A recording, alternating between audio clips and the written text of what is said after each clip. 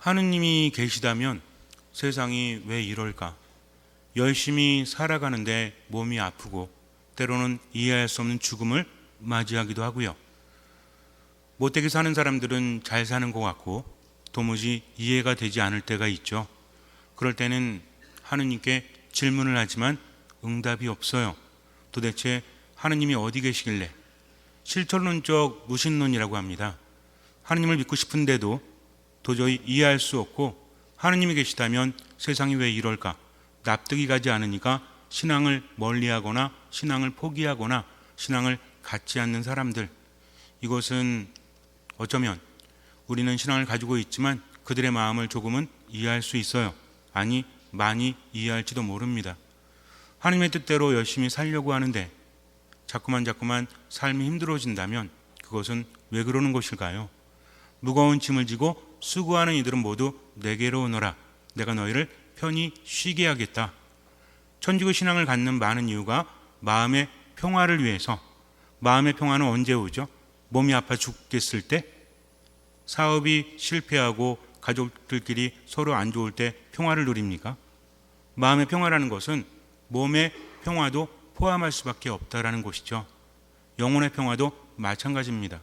그런데 우리가 교리에서 배우는 대로, 성당에서 듣는 대로 세상을 살고 싶지만, 그런데 내 안에서 괴리가 일어나요. 믿고 싶은 것과 내가 느끼는 것이 다를 때가 있습니다. 그럴 때 하느님께 울부짖거나 질문하는 행위를 하면 될까요? 안 될까요? 괜찮아요. 하세요. 하느님은 나보다 나를 더 잘 아시기 때문입니다. 중요한 것은 아직은 모른다는 것이죠. 기본적으로 세상이 왜 이 모양일까? 신앙이라는 것은 하느님과 함께 살아가는 것이라고 했습니다. 그렇다면 내가 바라보는 세상과 하느님이 바라보는 세상이 너무나 다르다면 이것을 맞춰가야 한다는 거죠. 사랑하는 사람도 그렇다고 하지 않습니까? 서로 마주보는 것이 아니라 함께 세상을 바라본다는 말 아세요? 사랑을 해본 지가 너무 오래돼가지고, 그래서 사랑이라는 것은 서로가 마주보는 것이 아니라 둘이 함께 같은 곳을 바라보는 것이다 라는 기가 막힌 시도 있지 않습니까? 표정들이 왜 이러시지? 그래요. 인간의 사랑이라는 좀 다를지 모르겠지만 공감대가 있어야 한다는 것입니다. 함께 한다는 것은 그런 것이죠. 함께 한다는 것은 같은 길을 가는 겁니까? 다른 길을 가는 겁니까? 여러분들 언제 함께 한다고 하세요? 지하철 탔는데 모르는 사람이 가득해요. 함께 가는 겁니까? 그렇지 않죠? 함께 한다는 것은 내가 알고 그가 나를 알고 함께 대화하면서 이럴 때 느낌이 다르다는 거죠. 우리 자매님들 한밤중에 산길을 가는데 어떤 남자가 옆에 있어요. 근데 이 남자가 굉장히 세게 보여요. 그러면 든든하십니까? 아니면 무섭습니까? 든든할 수도 있고 무서울 수도 있죠. 생판 모르는 사람이라면 무서울 거예요. 그런데 내가 아는 사람, 신뢰하는 사람이라면 오히려 든든하지 않겠습니까? 뭐예요? 관계라는 거죠. 믿음이라는 것은 하느님과의 관계라고 했습니다. 내가 세상을 바라보는 시야대로 하느님께 청한다면 우리는 계속해서 힘들지 몰라요. 그러나 하느님 안에서 세상을 바라볼 수 있어야 합니다. 기본적으로 하느님께서 세상을 아름답게 만드셨죠. 좋게 만드셨습니다. 모두 존재하라고 만드셨어요. 그런데 인간의 죄로 인해서 세상에 악이 들어오기 시작을 합니다. 누가 개입이 됐죠? 사탄이 개입이 되었다고 성경은 말하고 있죠. 지혜서저자도 그렇게 말하지 않습니까? 사탄의 시기로 인해서 세상에 무엇이 왔다? 죽음이 왔다라는 거죠. 사탄이라는 존재는 요즘에 남양 특집 그래가지고 또 여고괴담 시리즈 이런 거 나온다라고 하는데, 또는 요즘에는 외국 영화도 그렇죠. 구마라든지 이런 것들을 주제로 많은 영화나 드라마가 나오기도 합니다. 맞는 것도 일부분 있어요. 그런데 사탄의 목적이라는 것은 인간을 공포에 떨게 하는 게 아닙니다. 대한민국 3대 흉가에 숨어있는 존재가 사탄이 아니라 사탄은 어디 있다? 도처에 있다는 거죠. 그래서 사탄은 무엇을 하기 위해서 세상에 왔죠? 사탄의 목적은 한 가지입니다. 인간을 시기하고 질투하는 거죠. 왜 시기하고 질투해요? 인간이 잘나서? 아닙니다. 그렇게 생각하시면 안 돼요. 인간이 잘났고 사탄이 못나서 시기하고 질투하는 것이 아니라 인간이 하느님의 사랑을 독차지하기 때문에, 하느님께서 사랑하시기 때문에 시기하고 질투하니까 생명이신 하느님 안에 머물지 못하도록 사탄은 하느님을 공격할 수 없죠. 하느님과 사탄의 대결이 아닙니다. 사탄은 피조물에 불과해요. 하느님 앞에서 어쩌지를 못해요. 그렇다면 어떻게 하면 돼요? 하느님이 아닌 인간을 공략하면 된다는 거죠. 인간이 하느님 안에 머물지 못하도록 하면 된다는 겁니다. 하느님께서는 인간에게 자유의지를 주셨습니다. 자유의지를 우리가 한마디로 요약한다면 무엇이죠? 선택이라는 거죠. 어떤 것을 선택하느냐. 하느님 안에 머물 수도 있고 그렇지 않을 수도 있어요. 그래서 선택을 해야 되는데 이 선택에 사탄이 개입을 합니다. 여러 가지 달콤한 무엇을 하죠? 유혹을 합니다. 유혹하면서 목적은 뭐예요? 하느님 안에 머물지 못하도록, 즉 생명력을 포기하도록, 죽음으로 나아가도록 사탄은 인간을 죽음으로 이끈다는 거죠. 처음에는 알 수 없습니다. 그러나 깊이 있게 묵상해 보면 그것을 알 수 있다라는 거죠. 우리에겐 그런 힘이 있고 하느님께서 알려주십니다. 세상이 이 모양 이 꼴이 된 것은 하느님께서 그렇게 만드셨기 때문이 아니라, 하느님께서 그렇게 몰아가시기 때문이 아니라 우리가 그런 선택을 하기 때문입니다. 사탄의 탓이라고도 말할 수 있지만 결국 선택은 누가 하는 거죠? 내가 하는 거죠. 어떤 바닷가가 굉장히 아름다웠어요. 수많은 사람들이 거기에 모여들었다고 합니다. 자연 경관도 아름다웠고 먹을 것도 풍부했어요. 그런데 언제부턴가 그곳이 죽음의 바닷가가 되었습니다. 그 원인이 뭐였냐면 플라스틱 쓰레기들이 바다에 흘러왔기 때문에 그래요. 물고기들이 때로 죽임을 당했고 더 이상 생태계가 유지되지 못했다고 합니다. 그렇다면 하느님께서 만드신 대로 아름답고 좋은 바닷가가 누구 때문에 그렇게 됐죠? 사탄이 플라스틱 만들었어요? 사탄이 쓰레기 만들었어요? 누구 때문에 그렇습니까? 인간 때문이라는 거죠. 아름다운 강도 결국 누구 때문에? 인간 때문에. 그렇지 않습니까? 우리가 자연재해라고 부르는 것들, 많은 것들이 누구 때문에? 인간 때문에. 나무를 베어내고 땅을 차지하고 거기에다 무엇인가를 짓고 결국은 더 많은 이윤을 추구하기 위해서 불법을 저지르고 그리고 많은 것들을 파괴하다 보니까 결국에는 자연이 모든 것을 떠안게 돼요. 인간도 보복을 당하게 된다는 겁니다. 우리가 몸이 아파서 힘들 때, 암에 걸리거나 또 다른 병에 걸렸을 때 어쩌면 아니 왜 이렇게 우리가 아파야 되지? 라는 생각을 할 수도 있어요. 그런데 언젠가도 그런 말씀을 드렸지만 전 세계 모든 병원들이 하나의 네트워크로 연결이 돼서 어떤 병에 대해서 연구를 한다면, 그렇다면 많은 병들이 치유될 수 있을까요? 없을까요? 치유될 수 있겠죠. 그런데 무엇 때문에? 서로가 공유하지 않습니다. 물론 코로나는 서로 공유해서 백신을 만들기도 했지만, 그런데 그런 거에 대해서 서로 공유하지 않는 이유는 무엇 때문이죠? 뭐 때문입니까? 돈 때문이죠. 우리가 연구해서 이만큼 업적을 이뤘잖아요. 이게 다 돈이죠. 근데 이것을 공개하게 되면 어떻게 됩니까? 안 된다는 거죠. 우리나라에도 마찬가지 아니겠습니까? 예를 들어서 한 지역을 정해서 모든 중한 암 치료는 여기서 한다라고 해서 암 전문가들이 모여서 함께 치료한다면 훨씬 더 나아질 수도 있을 겁니다. 근데 그렇게 하지 않죠. 큰 병원에서 암병동을 만들고 전국 최고의 시설 이렇게 추구하는 이유는 결국 무엇이죠? 쉬운 얘기는 아니지만 결국 그 뒤에는 돈이라는 것이 숨겨져 있지 않습니까? 그래서 마음이 안타까운 거예요. 하느님이 개입하지 않으셔서 많은 사람들이 죽어가는 것이 아니라 어쩌면 인간의 이기심 때문에 그럴 수밖에 없다라고 스스로 정해 놓았기 때문에 많은 사람들이 살 수 있음에도 불구하고 죽어가지 않습니까? 요즘에 일어나는 사고들 보세요. 또 어디선가는 건물이 무너져가지고 많은 분들이 아픔을 겪었죠. 왜 그랬어요? 자연재해입니까? 인간의 이기심 때문이라는 거죠.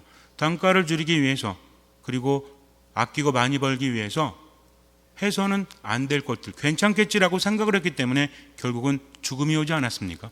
이것도 누구의 탓이에요? 하느님의 탓이에요? 하느님께서 만드신 대로, 하느님은 인간을 어떻게 만드셨죠? 당신을 닮은 존재로 만드셨다는 겁니다. 그렇게만 살면 문제가 없어요. 그런데 그렇게 살지 않고 하느님을 어겼죠? 그것이 바로 죄입니다. 그래서 세상에 떨어졌다는 거죠. 하느님께서 세상을 그렇게 만드신 것이 아니라 인간의 선택으로 인해서 사탄이 인간을 유혹하고 어디로 몰고 가기 때문에? 죽음으로 몰고 가기 때문입니다. 여러분들 잘 묵상해 보세요. 이것은 어떤 커다란 세계에서만 일어나는 사건이 아니라 우리의 가정에서도 마찬가지입니다. 내 삶 안에서도 마찬가지라는 거죠. 내가 어떤 선택을 하느냐에 따라서 결과는 달라질 수도 있어요. 그런데 나는 이기적인 선택을 하면서 하느님만 탓할 수도 있다는 거죠. 동상이몽이라고 하죠. 같은 침상에 있지만 서로 다른 꿈을 꿉니다. 우리와 하느님도 마찬가지일지 몰라요. 그래서 하느님께서는 당신을 믿으라고 하십니다. 우리 나약함을 알고 계시다는 거죠. 내가 소유를 추구하는 것은 무엇 때문입니까? 못됐기 때문이 아니라는 거죠. 세상을 사는 게 만만해요? 여러분들 성당에 오면 좋은 말씀 많이 듣죠? 아닙니까? 세상 모든 것이 무슨 의미가 있어요? 우리의 삶은 끝나기 마련인데, 그러니까 세상의 보화를 쌓지 않고 하늘의 보화를 쌓으십시오 라는 말을 들을 때는 고개를 끄덕이시죠? 그래, 미워하면 뭐하고 가지려고 추구하면 뭐하나. 수위에는 주머니가 없다 하는데, 그래서 태어날 때는 손을 쥐고 태어나죠? 아이들 손을 쥐고 있습니까? 펴고 있습니까?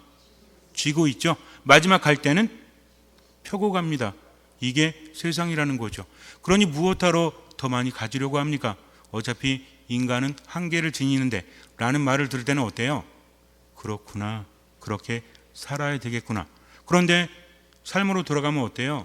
서로 비교하고 더 많이 갖고 싶고, 그러다 보니까 불만이 터져 나오고 눈을 감게 되고, 때로는 더 많이 갖기 위해서 범죄를 저지르게 되는 경우도 있지 않습니까? 어떻게 본다면 많이 갖지 않는 것도 은총일 수 있어요. 왜? 죄를 지을 기회가 많지 않기 때문입니다. 수많은 사람들을 죽이는 사람은 많이 가진 사람들이에요. 그러니 많이 안 가진 것도 은총이죠? 그럼 행복하게 사세요. 대답은 하지만 그래도 많이 갖고 싶은데, 나는 안 그럴 것 같은데 라고 하지만 인간은 유혹에 쉽게 걸려 넘어집니다. 어쩔 수 없어요. 인간의 선택으로 인해서 인간은 죽음으로 갑니다. 여러분들의 선택으로 인해서 여러분들의 가정이 힘들어지고요, 여러분들의 인생이 힘들어지는 겁니다. 그러니 어떻게 하면 돼요? 선택을 잘하면 돼요. 그런데 하느님께서는 내버려 두실 수가 없어요. 하느님의 정의대로 세상을 만들었지만 힘들어하는 꼴을 볼 수가 없어요. 자식이 힘들어하면 다른 사람들은 외면해도 누구는 외면할 수 없죠. 부모는 외면할 수 없습니다. 하느님은 더 그러세요. 분명히 인간의 이기심으로, 인간의 탐욕으로, 인간의 죄로, 소유에 집착하는 것으로 인해서 자신뿐만 아니라 모든 사람들이 힘들어지지만 그 길로 내버려 둘 수가 없다는 거죠. 그래서 개입을 하십니다. 하느님도 세상에 함부로 개입할 수가 없어요. 그렇게 만드셨기 때문에. 그래서 하느님이 인간이 되셔서 세상에 오셨습니다. 인간을 구원하시기 위해서. 그래서 당신의 모습을 보여주시죠. 예수님께서 세상에 오셔서 어떤 모습을 보여주셨죠? 우린 그것을 알아야 됩니다. 하느님을 만나서 그분을 알아야만 믿음이 생겨날 수 있기 때문에, 믿음은요, 내가 뭔가를 끊임없이 바라고 강력하게 바라고 하는 게 그것을 받는 게 아닙니다. 믿음은 하느님과의 관계라고 했죠. 그럼 누굴 알아야 돼요? 하느님을 알아야 됩니다. 예수님께서 세상에 오셔서 하신 것들을 우리가 나눠볼 수 있는데 기적들이라고 하죠. 어떤 기적입니까? 치유의 기적이죠. 죽은 사람을 살리는 기적입니다. 사람들을 먹이는 기적이죠. 그리고 어떤 기적이 있어요? 구마의 기적이 있습니다. 이것은 형태는 다르지만 일맥상통하다는 거죠. 그분의 구마 행위는, 그분의 치유 행위는, 그분의 기적은 다른 사람들과 달랐기 때문에 그래요. 어떤 힘도 빌리지 않습니다. 뭐라고 하십니까? 내가 너에게 말한다. 내가 원한다. 그러니 그렇게 되어라. 즉 예수님의 한 말씀으로 인해서 기적이 일어났다는 거죠. 이것은 무엇입니까? 당시 사람들은 깜짝 놀라죠. 어떤 준비 과정 없이 기적이 일어났기 때문에 그래요. 그분의 말씀을 통해서 한 번의 기적이 일어날 수밖에 없었다. 심지어는 호수도 풍랑도 그분 말씀으로 어떻게 합니까? 막 바람이 불어가지고 호수가 일렁일렁거리고 큰 파도가 쳐서 배 안에 물이 들어오고 죽을 것 같았죠? 그때 예수님께서 일어나셔서 뭐라고 하시죠? 잠잠해져라. 그랬더니 어떻게 합니까? 예, 알겠습니다 하고 호수가 잠잠해집니다. 이건 어떤 의미죠? 야, 예수님이 엄청난 기적을 일으켜서 바람도 먹게 하는구나. 이게 아닙니다. 기적의 근본은 무엇입니까? 겉으로 보이는 기적이 아니라 이면은 무엇이죠? 바람과 풍랑은 인간을 죽이려고 하죠. 근데 예수님께서 무엇을 멈춘 겁니까? 죽음을 멈추고 인간을 살려주셨다는 거죠. 예수님이 인간을 먹인 것도 마찬가지예요. 사람들은 먹지 않으면 살 수 없어요.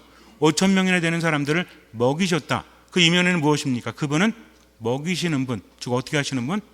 살리시는 분. 병은 또 어떻습니까? 병은 인간의 몸과 마음을 망가뜨리잖아요. 오늘 복음을 보면 굉장히 아름답습니다. 정말 아름다워요. 왜?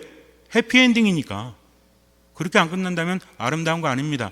어떤 여인이 있습니다. 야이로라는 회당장이 있고 그 딸이 있어요.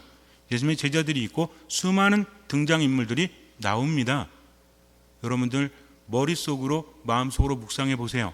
수많은 사람들이 있는데 거기에서 예수님을 만난 사람들이 있어요. 믿는 사람들과 믿지 않는 사람들이 있었다는 거죠. 그 믿음이 기적을 일으켰습니다. 이건 다 알아요. 그런데 그 믿음이 무엇인지를 묵상해 보지 않으면 내 것이 되지 않는다는 거죠.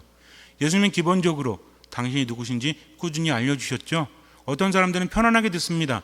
어떤 사람들은 편안하게 들을 수가 없어요.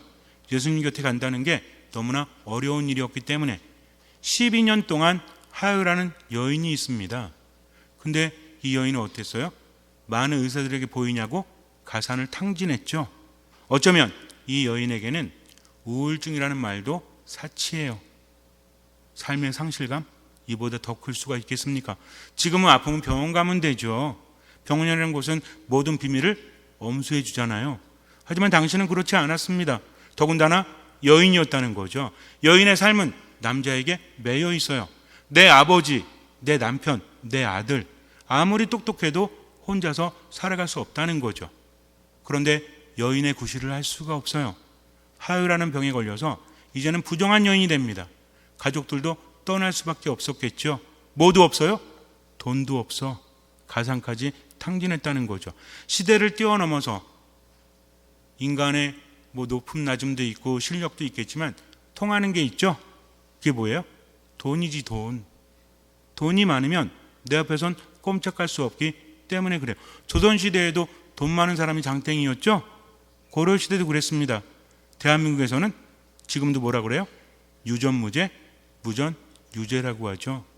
이만큼 돈의 힘이 커요. 집착할 수밖에 없습니다. 엄청난 유혹입니다. 이거 내가 잘나지 못해도, 내가 뭔가 잘하지 못해도 뭐만 많으면, 그러니까 여러분들 우리나라에서도 뭐가 극성을 피우고 있죠?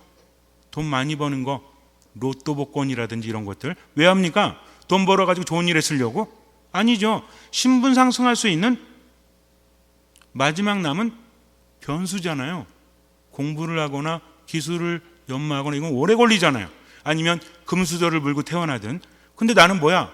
흙수저에다가 몸도 별 볼 일 없고 머리도 안 좋은 것 같고 기술도 별로 없어. 그러니까는 혹시나 해서 어떤 거 기대합니까? 그렇다고 해서 여러분들 복권 사지 말라는 얘기는 아닙니다. 복권에 당첨되면 좋은 데 쓰시면 돼요. 자기 위해서도 써도 되지만. 그러니까 그런 기대감이 있어요, 없어요? 있다는 거죠. 만약에 여러분들이, 제가 오늘 계시를 받았어요. 미사 중에 오늘 가시다가 로또 복권을 이렇게 사시는데 제가 불러드리는 거 잘 적으세요 하면서, 저는 로또 복권 안 해봤기 때문에 몇 자리인지 모르겠지만 막 눈깔 뒤집으면 이러면 안 되지. 이러면서 막 제가 불러드리면 사시겠어요, 안 사시겠어요? 일단 사고 보는 거지 뭐. 믿져야 본전이잖아요. 이게 인간의 마음이라는 겁니다. 어쩔 수 없는 겁니다, 여러분들. 내가 못돼서 아닙니다. 인간은 누구나 그래요. 누구나 살고 싶어 해요. 누구나 죽고 싶지 않습니다. 이게 확장되어서 누구나 갖고 싶은 거예요. 누구나 인정받고 싶은 거예요. 이걸 무시하면 안 돼요. 아무리 무시해도 우린 자유로울 수 없기 때문입니다. 그러나 삶을 살아가면서 느껴야죠. 왜? 나이가 들수록 몸은 점점 비어져 가기 때문입니다. 너무 늦게 깨달으면 돌이킬 수 없을 수도 있기 때문에. 그래서 우리들의 삶이 뭔지를 알아야 되는데, 예수님은 어떤 분이시다? 예수님은 인간을 살리는 분이시다. 그러면서 뭐라고 하십니까? 이게 중요하죠. 따라오라고 하십니다. 내 안에 붙어 있으라고 하십니다. 왜 그럴까요? 세상은 완전하지 않기 때문에 그래요. 하나님 나라가 세상에 왔다라고 하지만 그러나 어떤 사람은 속해 있고 어떤 사람은 속해 있지 않다라고 하십니다. 하나님 나라 어디 있다라고 하시죠? 너희 가운데 있다. 무슨 얘기입니까? 발견한 사람은 하늘나라에 속하지만 그렇지 않은 사람은 속하지 않는다. 하나님 나라에 속한 사람은 어떤 사람이죠? 하느님의 보호를 받고 생명으로 가득 차고 악마가 건드리지 못하는 사람. 그렇기 때문에 하늘나라에 간다는 것은 누굴 통해서만? 예수 그리스도를 통해서만. 우리는 하느님과 예수님이 동격인지 알고 있기 때문에 늘 헷갈릴 때도 있지만 그때 당시 사람들은 그렇지 않았습니다. 하느님에 대해서는 알 수도 없는 분이고 가까이 할 수도 없는 분이에요. 근데 누구는 눈에 보이죠? 예수님은 눈에 보입니다. 그러니까 그분을 만나고 그분을 마주보고 그분의 말을 들으면서 이분을 통해서 하느님께 갈 수 있다면 그분 말씀을 들어야 되겠다. 이렇게 깨닫는 사람은 예수님을 믿고 하느님을 만난다는 거죠. 예수님 끊임없이 뭐라고 하십니까? 나를 본 것은 아버지를 뵌 곳이다. 나를 통하지 않고는 아버지께 갈 수 없다. 이렇게 말씀하십니다. 이걸 알아들어야 한다는 거죠. 그래서 내가 기적을 행할 때는 나는 아무런 권위도 필요하지 않다. 내가 말하면 기적은 일어난다. 왜? 내가 하느님이기 때문에. 어떤 하느님? 인간을 살리는 하느님이기 때문이다. 이게 신앙입니다. 이거를 알아듣고 그분을 따라가는 게 바로 신앙이라는 거죠. 그러기 위해서 예수님 무엇을 요구하십니까? 모든 것을 요구하십니다. 지금 내가 가진 모든 것을 요구하신다는 거죠. 소유만을 말하는 게 아니에요. 삶의 흐름 자체를 이제는 죽음이 아니라 어디로? 생명으로. 왜 모든 것을 내려놓으라고 하십니까? 아니 아까워 죽겠는데요. 왜 내려놓으라고 하시죠? 그게 나를 죽이기 때문에 그래요. 그러니까 예수님은 내려놓으라고 하십니다. 각자가 다르다는 거죠. 12년 동안 하여라는 여인, 이제는 희망조차 없어요. 죽지 못해 살아갑니다. 자살하고 싶어도 그래도 하느님을 믿기 때문에 스스로 목숨을 포기할 수는 없는 거죠. 그렇게 살아갑니다. 그러면서 어떤 말씀을 듣게 돼요? 예수님에 대한 이야기를 듣게 되죠. 처음에는 관심이 있는 것만 들렸겠죠? 어떤 말씀? 야, 죽은 사람도 살렸대. 그분이 안전뱅이도 일으키셨대. 손이 오그라든 사람도 표기하셨대. 그런데 가장 와닿는 게 무엇이었을까요? 나병 환자가 깨끗하게 되었대. 나병 환자도 부정한 존재이기 때문에 그래요. 그렇다면 나도 그분이 고칠 수 있지 않을까? 하지만 섣불리 나설 수 없죠. 여태까지 수많은 사람들에게 몸을 보였습니다. 그러면서 자존감은 바닥으로 떨어질 수밖에 없었겠죠. 그렇지 않아요? 우리 자매님들 화장하시죠? 안 하세요? 왜 하죠? 남한테 잘 보이려고? 물론 그것도 중요하긴 하겠지만 누구 만족입니까? 내 만족이라는 거죠. 그런데 그런 여인으로서의 삶, 남자도 마찬가지죠. 이 삶을 제대로 살아갈 수 없다? 이거는 근본적인 상실입니다. 그냥 죽지 못해 살죠. 근데 예수님의 말씀이 귀에 박히고 마음에 박히기 시작을 해요. 계속 듣습니다. 듣다 보니까 뭐가 생겨요? 듣다 보니까 믿음이 생기죠. 믿음은 어디서 오니까? 들음에서 오니까. 들음은 무엇으로 이루어져 있으니까? 그리스도의 말씀으로. 점점 가슴이 뜨거워집니다. 그리고 점점 그분이 그리워요. 문제는 뭐예요? 나는 부정한 여인이기 때문에 그분 앞에 나설 수가 없는 거죠. 얼마나 많이 묵상했을까요? 어떻게 하면 그분 만날 수 있을까? 그러다가 스스로 깨닫습니다. 이게 체험이요, 이게 믿음이라는 거죠. 여러분들, 다른 사람이 아무리 이렇다라고 할지라도 내가 저렇다는 확신이 생겼을 때 그때 길이 보이지 않습니까? 그 여인은 그거 선택합니다. 무엇이었습니까? 몰래 다가가서 그분의 옷자락에 손을 대는 거예요. 어떻게 생각했죠? 내가 저분의 옷자락에 손을 대기만 해도 구원을 받겠지라는 생각을 합니다. 그래서 만졌더니 과연 그분께로부터 기적의 힘이 빠져나옵니다. 기적은 어디로부터 오죠? 하느님께로부터 옵니다. 그분이 의도하지 않으셨는데 기적의 힘이 빠져나가서 여인의 몸이 깨끗하게 됩니다. 예수님 뭐라고 하시죠? 누가 나를 만졌느냐? 누가 나를 만졌느냐? 제자들은 모릅니다. 아니 이렇게 수많은 사람들이 밀쳐대고 있는데 누가 만졌냐고 말씀하시면 어떻게 해요? 방금 전에도 한 5명은 만졌을걸요. 의도하지 않게. 아니다. 누가 나를 만졌다라고 하십니다. 즉 예수님을 알아본 사람과 그렇지 않은 사람이 똑같은 공간에 있어도 다른 것을 보고 있다는 거죠. 제자들조차도 이해하지 못합니다. 그러나 누구만 이해했죠? 여인만. 왜? 본인의 몸이 나았기 때문입니다. 예수님 앞에 나섭니다. 벌벌 떨고 있었겠죠. 기적을 체험했으니까. 예수님께서 뭐라고 하셨어요? 얘는 공짜로 났잖아. 돈 내. 그러셨어요? 따라. 너의 믿음이 너를 구원하였다. 병으로부터 자유로워져라 라고 말씀을 하십니다. 이 여인은 예수님을 만났고요.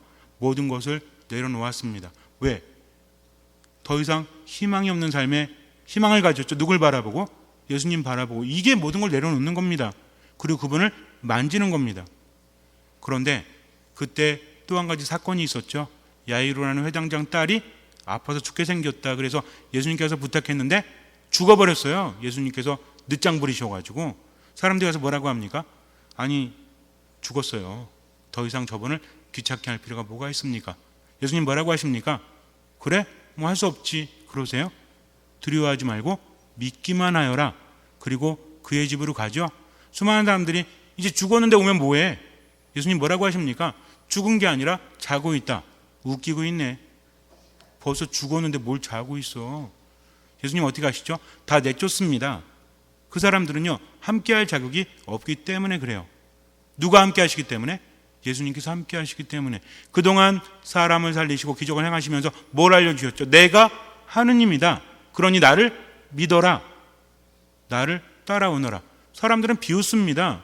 하느님을 앞에 두고도 알아보지 못하는 거죠.